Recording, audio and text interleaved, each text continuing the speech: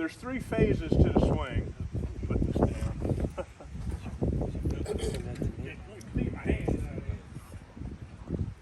There's three things. There's a preparation phase, all right, of a swing, where we got to put ourselves in position to succeed.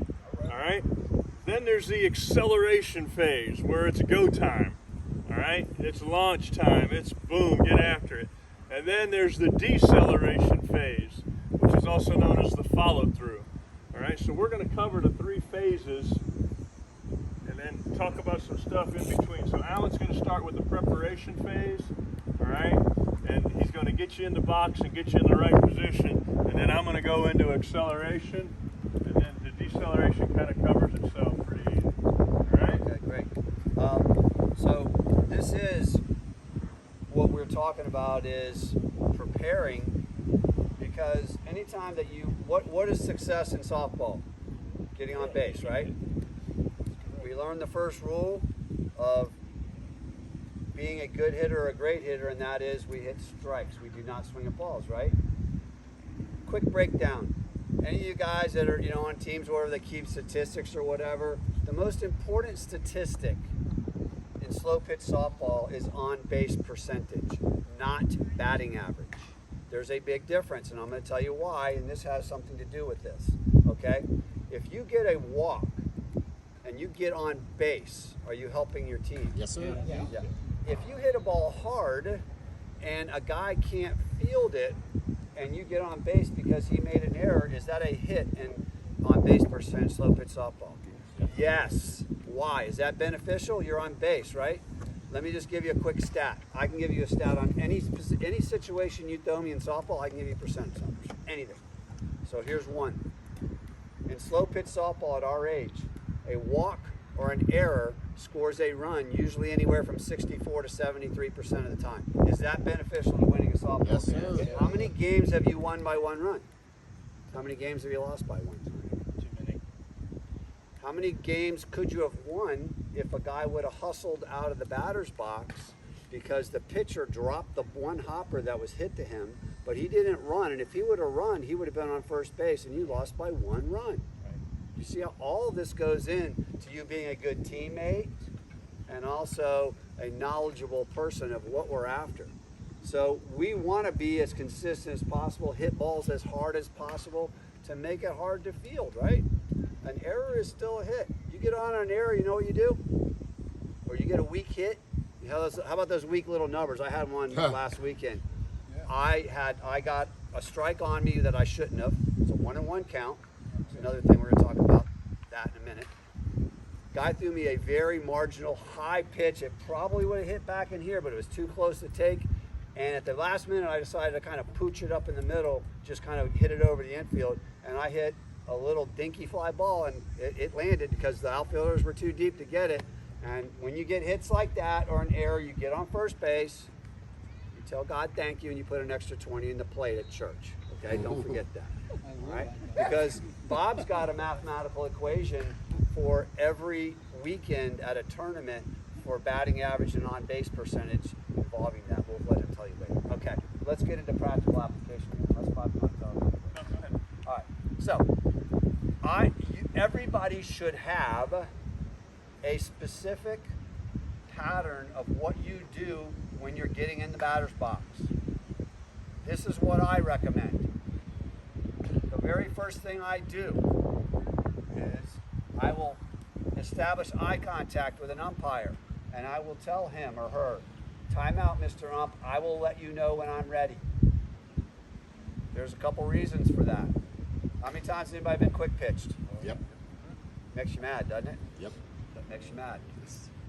Sometimes you get the adrenaline, the next ball you hit and you crush it, and sometimes you make a bad out and then you're really mad, right?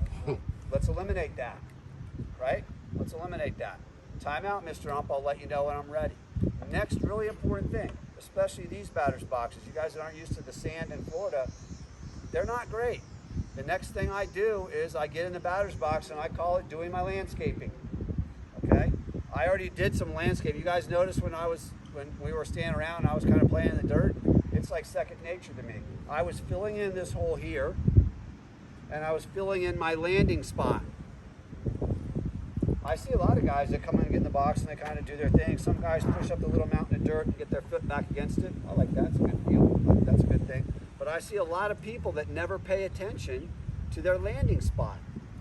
You got a hole that's 2 or 3 inches up here that gets wallowed out, you know, you're actually going to land. Bob, what's your famous line about the front foot in softball and the swing? Nothing important happens until your front foot hits the ground. What happens if your front foot is hitting the ground 3 inches below this foot? What does it do to your eyes? Remember the milli-inch rule I told you about getting a hit in softball? Do you think that can negatively affect where you impact the ball? Absolutely. It absolutely can. Do your landscaping, guys. Take the time. Maybe you can't get it perfect, obviously, but at least get you a good spot here. Get you a landing spot here. If you got to tamp it down a little bit, do whatever you got to do. Then I get back in. My next move is, I still haven't called time in yet. Okay? I find the ball. I find the ball. The pitcher, maybe he has it in his glove, but if it's in his glove, I can see, it's not in his hand, then it's in his glove, right? I find the ball.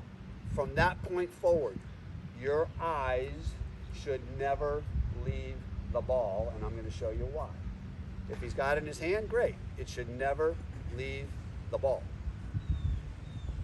Everybody knows you got to watch the ball to hit it, right?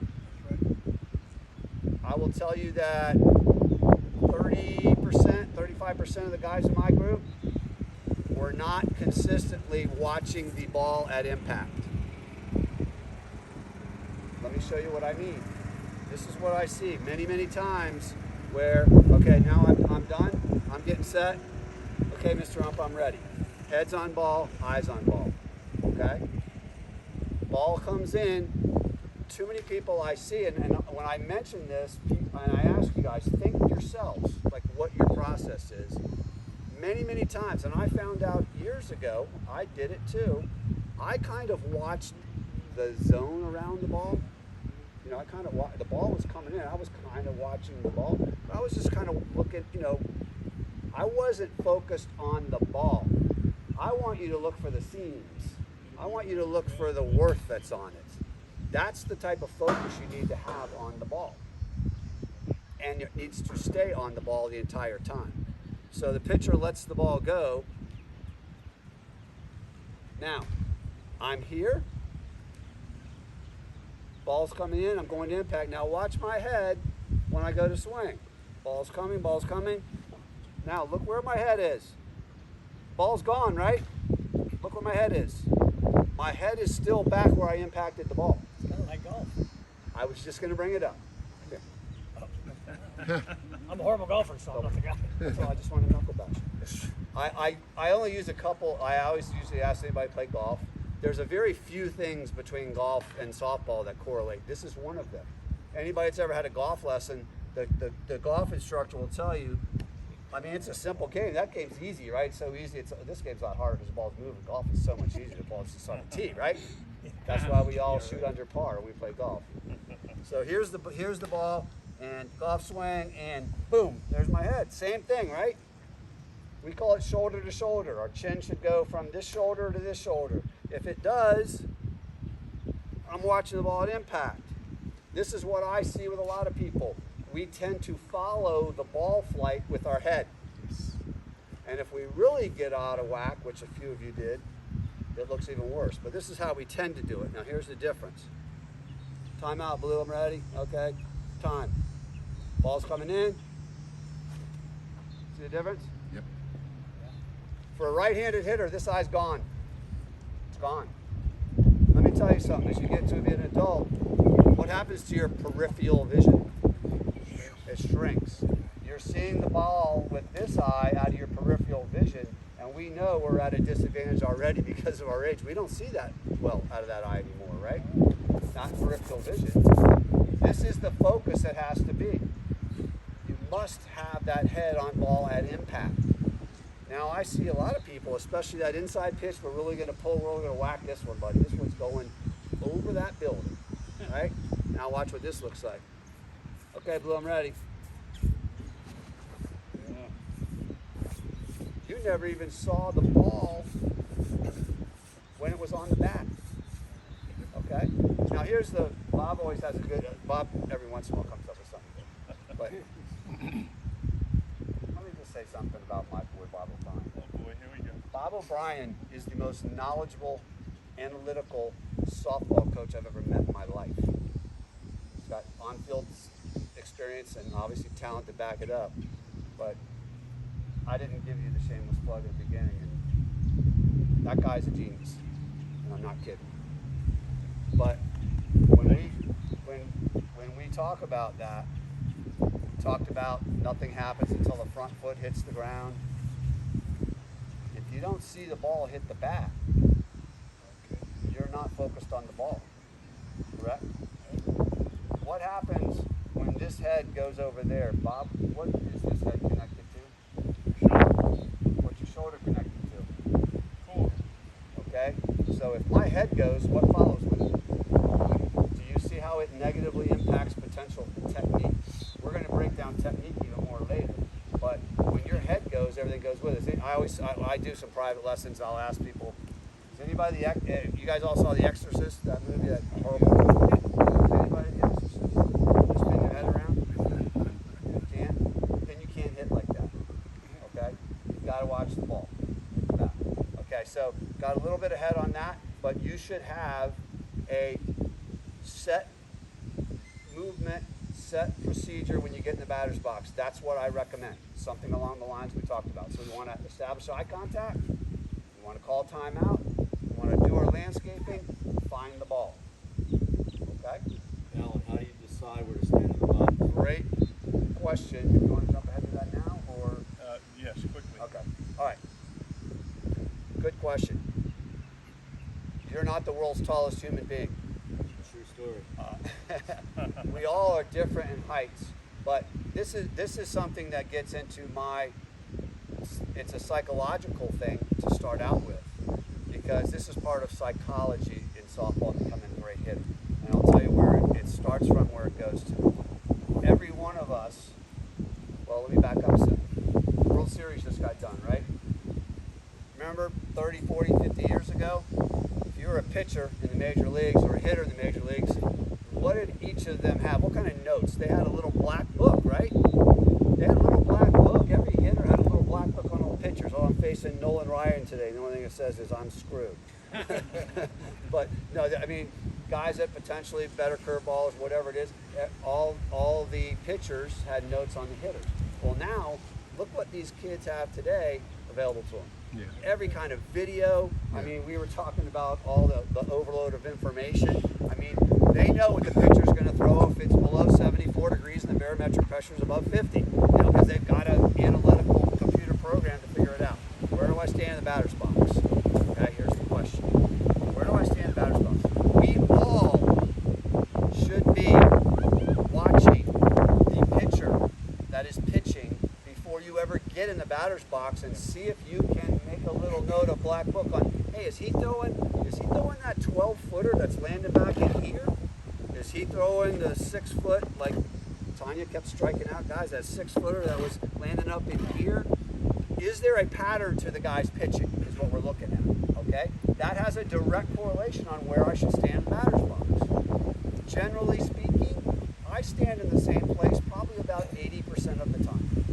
And then I make adjustments based on what I see, or with me in the college education of hitting, there's sometimes that we do different things with balls on purpose to move balls around the field that might make me move in the batter's box a little bit. But where do you stand? Where do you stand? Where do you stand? Typically speaking, we've got a couple taller people here. Typically speaking, I like for an average hitters, okay, to be somewhere, here's the middle of the plate, right? I like back foot somewhere around here. The reason I like this is because I can cover any part of the plate, whether it's a deep strike, a short strike, inside or outside, and actually I can even get them off the plate a little bit. Bob and I have become proponents of getting off the plate a little bit in recent years. A lot of people get off the plate because they're band-aiding other issues that they have. we're not doing it for that reason. We'll get into it why in a minute. But something like this is a good place to start. If you are a shorter player, okay, and the guy is throwing higher, you might make an adjustment depending on your strengths and weaknesses as a hitter. You hit that high pitch pretty good for your height, you know, you do. So you might stay here or even move up a little tiny bit. Or if he's throwing the real high deep one, we might be back into here. Usually, let's just say we're starting here, okay? Here's that, here's this. So that's kind of my intersection, right? If I'm using this as a guideline from an average pitcher, sometimes he's throwing a little short, sometimes he's throwing high. Most of my adjustments are no more than 3 or 4 inches either way, okay? Or this way. We'll get into some of this later when we get into directional hitting, because we don't want to get to that, right, Bob? So this is a good base. This is about middle of the plate. Again, watch what the pitcher's doing and make an adjustment from there, okay? This is a good starting point for anybody here, okay? Everybody get that? Yes. So if you want to learn opposite field hitting, Yes. you know, you hear let the ball come in deeper, Yes. wait, give Yes. it a little delay. Yes. Do you change your stance? I could, depending on the pitcher, and we're going to get to that when I do the impact zone, right, Bob? Yeah. And that's not now, right? Right. Great question. We were going to cover that question in depth. Okay. Okay, and a little bit on. I'll admit, Bob does too. We get such good questions, and it turns out we kind of end up jumping ahead of our scheduled program. But it's all good information. We might come back to it again too. But that's a great question. We will definitely specifically speaking about that a little bit later. So let's talk about. So I talked about just preparing to get in the batter's box. Okay. The next biggest thing that Bob and I notice in people that need to make adjustments and things starts even before they swing the bat. And what that is their grip on the bat. Okay? Probably 30 or 40% of the people that I saw had grip issues in our group. And I think there might be more because we're going to talk about grip pressure too. Okay? So, key thing on grip. Let me show you 3 grips, and then we're going to show you what we need to make sure. Typical baseball grip, you know how we have this, you know, down at the end of the bat here, and then, you know, no overlapping or anything. But here's the key thing here. We like to call these are the knuckles that you knock on a door with, right? We want to make sure that our knocking knuckles are lined up on the bat. Okay? Now, they can be slight, like I'll be honest with you, and there can be slight adjustments. Me personally, when I hold the bat, mine are slightly offset. See, just a little bit. What we don't want is this. Okay? We do not want that. And we're going to show you why. When you're at impact, you want your bat head to roll over on the ball and get the last bit of your power coming through your wrist. Everybody's like, oh, well, you know, I'm going to work on wrist snap, and I'm going to get my wrist into it and everything. Well, if you're holding the bat properly to begin with, your wrist rolls over automatically because it has to. Okay? See, if I'm holding the bat properly, okay, I'm going to swing easy. You'll see, watch my wrist, how it rolls right over, right at impact, right? After contact. Right after I've contacted the ball, then my wrist rolls over. If I'm not, I'm back in here, I'm actually pushing the bat through the zone. It doesn't roll over till way later. I've lost that explosiveness, okay, by doing that. So we want to make sure that our knuckles are lined up. Now, Real quick, everybody, hold your hand up. And I want you to take your finger and put it right here where your fingers meet your palm, and then grab it. All right? That's where we want the bat. A lot of people set the bat back here. Yes. Way back in their hand against the thumb. We want the bat right here where your fingers meet your palm. Bottom up grip. Of both hands. Do not Right. want that bat back in here. You also lose wrist action by doing that. If you do that, bat, put the bat where your fingers meet your palm, and then grab down on it. Your knocking knuckles are going to be close. They're not going to be in a perfect straight line. All right, but what a lot of you are doing, and that's going to allow us to get that elbow down. All right, look at me. As I turn that grip more, look what happens to my elbows. So when we hold the bat wrong, and we start getting the punching knuckles in a straight line, that back elbow starts to raise up, our bat starts to wrap a little bit. So your grip has caused some problems just because of the way you gripped it. And you've got to overcome that somehow during your swing. If you grip the bat properly to begin with, the technique flows the way that it should. Is your palm touching the bat at all? Watch, it does kind of get in there. It gets in there a little bit, yeah. But what we don't want is that bat way back here Yeah, that's what I thought. in our hand. Get it out there, put it where your fingers meet your palm, and then wrap around it. And then look at your grip, and you'll see them knocking knuckles almost in a straight line. That's going to keep you from rolling over before contact. Before contact.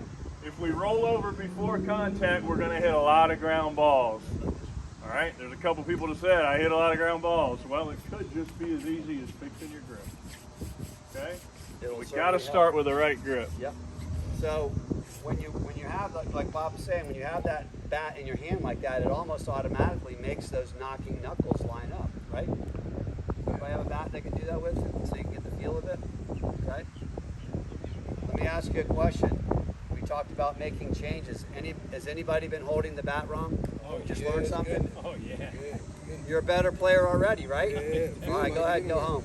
I got your money.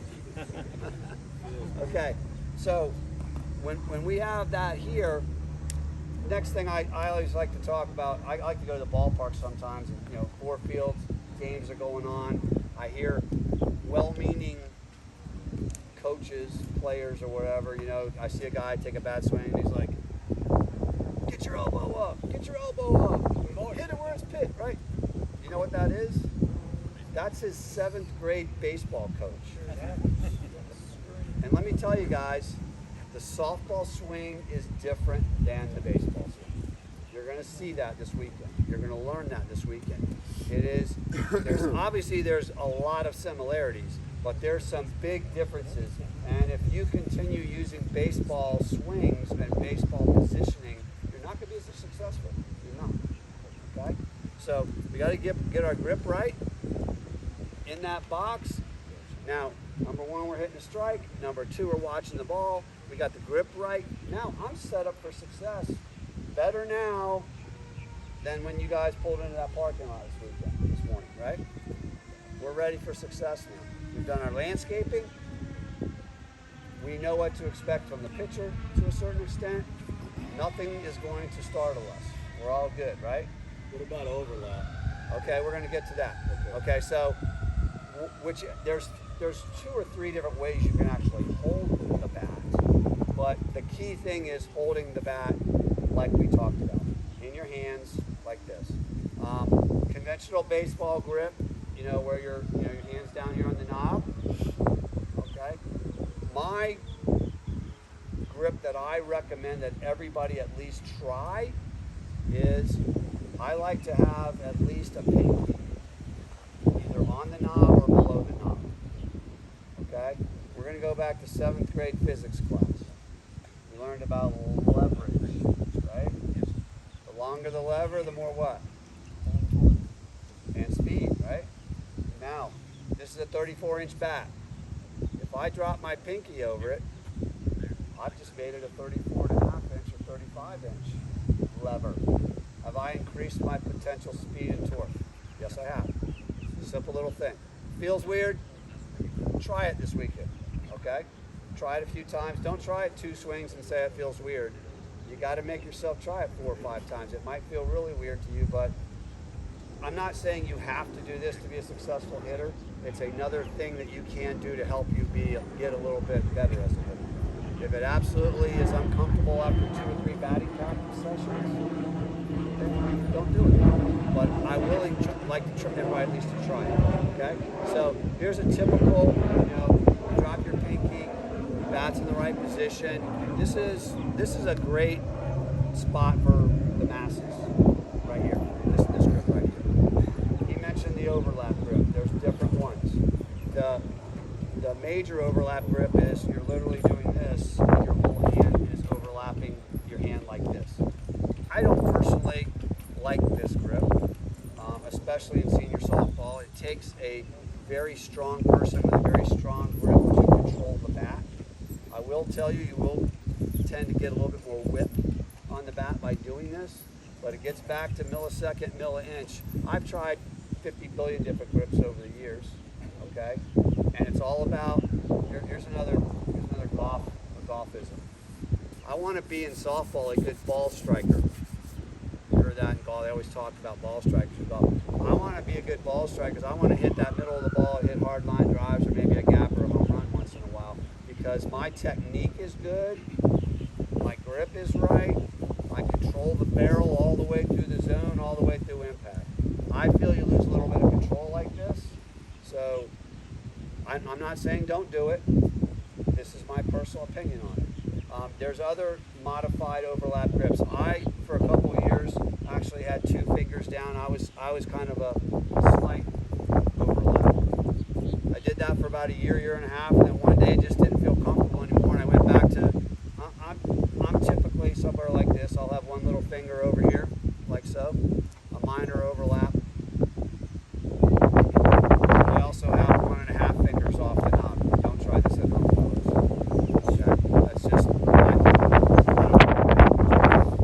so there's multiple ways of gripping the bat, but the key thing is that we have it in our fingers, like Bob said, okay, with our knuckles lined up. The rest of those little adjustments, baseball grip, 1 finger overlap, 2 finger overlap, those are little nuances you can try for yourself. There's no definite right or wrong. It's what you become comfortable with. Because remember, again, we want to know that we have confidence when we get in the plate, that what we're doing, the bat we're swinging, and if you're not swinging this bat, you're not confident. You guys think that's that? It just wasn't fun. No, you want to have every confidence. You've done your homework. You went to camp. You made adjustments in your swing. You've got a grip that's proper now. That's confidence. Use that for energy. Use that for a psychological advantage when you get to the plate. I'm going to hit stuff that nobody wants to be around because I'm a new hitter. I have a new identity as a hitter. That's what we're after. All right. Yep. All right, so preparation. Come on in a little closer. I don't have to yell. Don't block the cameras. Preparation phase. Alan just told you how to get in the box. All right. Again, we can get rid of these things, right? When do they ever use this? When do they ever use those? Beginning of the game. I'll tell you one time at Big League Dreams Park in Las Vegas. It's the only time. I'm an umpire as well. The only time we have to call somebody out of a box is on those fields. Nowhere else in the country do we call anybody out of the box. So, again, Alan told you you're going to see what the pitcher's strength is. You want to take away his strength. If he's real good at throwing it high and deep, back up in the box. If he's real good at throwing it flat and short, move up in the box. All right? Now, our goal now is to protect that board. All right? I like to have a game plan. Before I get in, I like to look around, and I'm trying to find a couple holes out there, right? Going to try to hit it where they aren't. So I get up there. One of my favorite things is to find 2 holes. I want you to look around and find 2 gaps, not just one. What happens when you find just one gap? You start forcing the ball in that one gap. What if you got 2 strikes on you? Your gap was left center field, and he throws an outside pitch. All right. Now, if you try to pull an outside pitch and hit it in that gap, you're going to roll over it and hit it to shortstop. Okay. So I like to pick out 2 spots, and then if the pitch is on the inner part of the board, I hit it to the spot on my left. If it's on the outer part of the board, I hit it to the spot that was to the right. So I'm not forcing pitches in certain holes. All right. So that's all part of your preparation phase as well. You also, if you like to hit pitches that are higher, move up in the box a little bit. Now you're going to make all of those pitches a little bit higher. If you like to hit short pitches, back up in the box a little bit. So now the one that's going to hit there, I'm going to be able to go down and get it, and I'm now getting some short pitches. We have a guy that we play against all the time. Keith is about 6'6", 6'7". I played baseball against him for years. Got long levers, long leg, long arm. He loves to get his arms extended. Okay, so he'll back up way back here in the box. Okay, and he's looking for something short so he can go and get his arms extended because he's so tall, and he kills it. Like I said, he also plays baseball, men's baseball, so he's used to actually going down and hitting pitches here. So he knows what his strength is, and he stands in the box for his strengths. All right, so a lot of you guys as well, we're going to find out. Do you like it, the pitch up? Move up in the box. All right, do you like the pitch low? Move back in the box. Do you like the pitch out over the plate? Your favorite, you like going backside. Get off the plate. So now every pitch that hits that board is away from you. If you're an all-pull hitter, all right, get closer to the board. Now every pitch that hits that board is going to be a pitch that I can pull. All right, as a pitcher, I'll look and see where the hitter stands, and I kind of get a game plan at what he wants to do. But guess what? There ain't a damn thing I can do about it. It's underhand. If he wants to go that way, and he stands right here, he's not going to call him out of the box. I'll make a joke, hey, get him in the box. Try to get in the guy's head a little bit. But if he wants an outside pitch, he stands here. Everything that hits that board is now going to be an outside pitch, right? If you want an inside pitch, you know, stand here, open your stance a little bit. Now everything that hits that board is going to be middle end for you. Not a thing I can do about it, right? I got to hit the board. So you stand in the box wherever your strength is. Everybody understand that? You got to find out. Stance mostly for pull. Yes. Yes, sir. All right, so now, We're going to talk about stance later also. yeah, we're going right now with the stance. All right? I just told you that nothing important happens till your front foot hits the ground. All right? That's when we can start accelerating. We're going to talk about acceleration phase right now. It's go time. All right? Bob, can I stop you for 1 minute? Yes. Where do you like to bat when you get up? Resting on the shoulder, does it matter? Up? It matters a lot. Yeah, it does. Yeah, we'll get to that one. Okay. All right? That's all part of the process. Good question. Right now, I'm going to talk about my stance, all right? We just told you nothing important happens till the front foot hits the ground. Why? Once that front foot hits the ground, I got 2 feet on the ground. Listen to me, we get all of our energy from the ground. We get our energy from the ground. We create kinetic energy from the resistance of our feet against the ground. That's why the batter's box gets torn up. All right? We are spinning, rotating. We are getting energy because of our feet against the ground. Try to hit off of a frozen lake. Think you're going to be able to hit it very far if your feet are slipping? No. That's why we dig in. All right? We make holes. We build mountains. You get guys that'll build a little hill back here. All right? Because he's going to push off of that, and he's creating kinetic energy. So the energy comes from the ground. Where do we need to move it to? Back to your To our hands. Why does the energy need to get to the hands? Because that's where the bat is. The weapon that we're going to use, or the object that we're going to use to apply force to the ball, is right here in our hands. So we need to move energy upwards. All right? Ready? 85% of our potential energy comes from the rotation of the body. It's called a rotary motion. Helicopters, all right? Helicopter, rotary motion, movement up and down. Airplane, linear motion, energy moving horizontally. All right? In hitting, 85% of our power comes from the rotation of the body. Rotary motion. The other 15 comes from the forward movement of the body. Only 15% of our power comes from the forward movement of the body.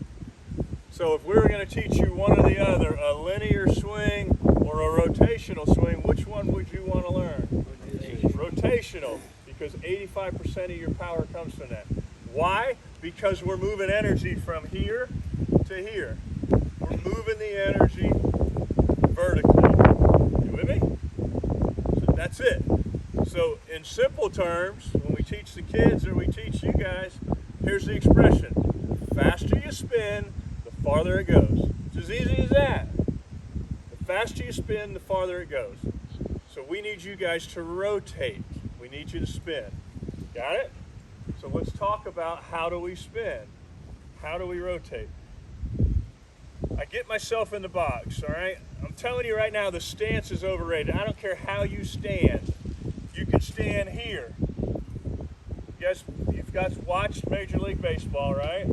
Have you seen somebody stand here before? Sure. Yeah. Have you seen somebody stand here before? There were major leaguers that turned their whole body to it. One of our buddies, Duke's brother, Rodney Donaldson, he's a lefty.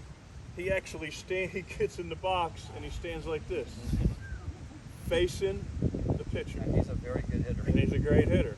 It doesn't matter how you stand in the box. All right?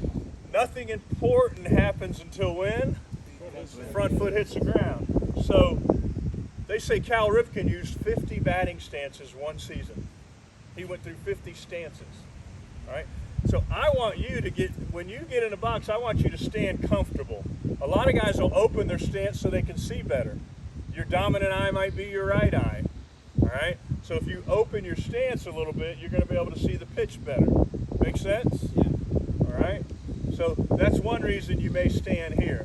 But what am I going to have to do? When I get going, I got to get my foot down. Nothing important happens when my foot gets down, but watch this. When my foot gets down, I'm here. Watch this. All right? There were some hitters that did this.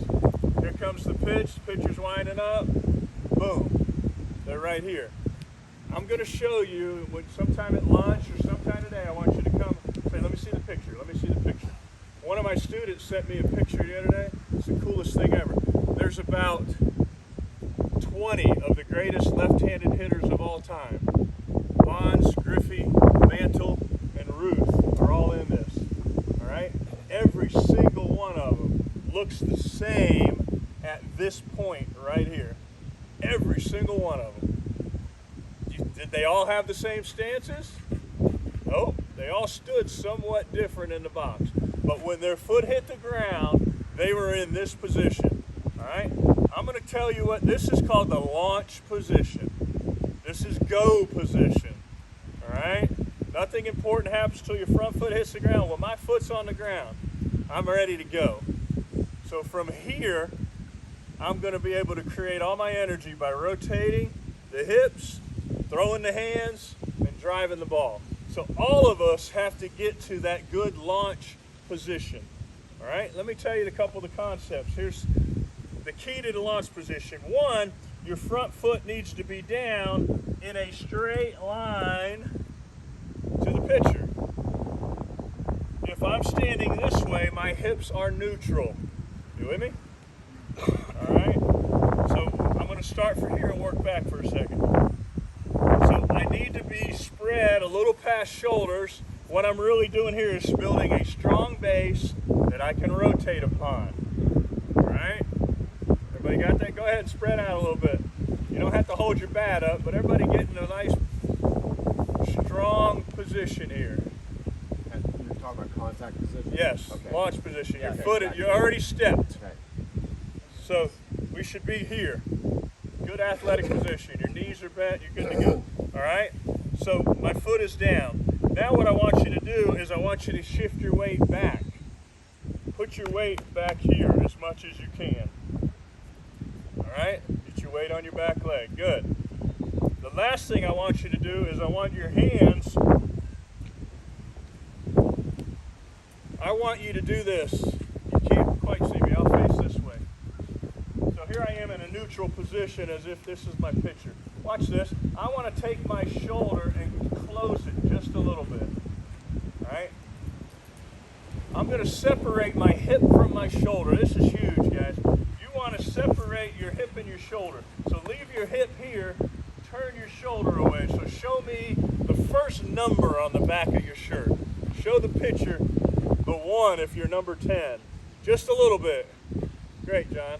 Yeah, we don't want anything in a stance. So Bob's right about stance being not that important, but we don't want any standing position to be tense position. He's talking about launching. We're now in launch position. We're in launch position now, okay? So there's a difference between when we're ready to hit and to now, because now the front foot's hit the ground and we're ready to hit. All right, so here I am, real quick. I'm rolling here. My foot is down. look what this little turn does.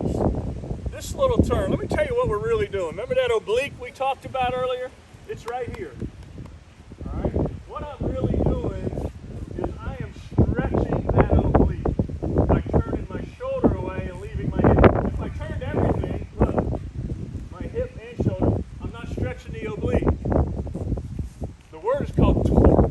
You're actually creating some torque. You're taking one body part away from the other. All right? So in my launch position, I want, you can almost see it in my shirt. We actually, when we teach hitters, we tuck their shirt in, so you can tuck their shirt in. And if your shirt's tucked in and you did this, you would see the lines in your shirt. Well, that's what's happening is you're putting your oblique on stretch. Real quick, muscles are like rubber bands. If you stretch a rubber band first and then let it go, what happens? It snaps. By stretching the rubber band, what are you creating? Kinetic energy. You're creating energy. Same thing with the body. If I asked you guys to jump right now, jump for me. Go ahead, jump. What did you do first? Down. You squatted down. What did that do? It stretched your quadriceps like a rubber band. It stretched them, and then when you let it go, you sprung, right? Well, that's what we do in hitting. If you're going to punch somebody, you're not just going to, the jab is okay, but if you're going to go for the knockout, what do? Look at that. What am I really doing? We call it loading up, but what are we really doing? We're putting that oblique on stretch, so when I let it go, boom, I'm going to be quicker. It's the same thing with hitting. Pulling back a slingshot. Yes, you're creating kinetics. So all of you, if you're facing here, go ahead, plant your feet, face straight ahead. Now ready? If I'm going to spin that way, shouldn't I go this way a little?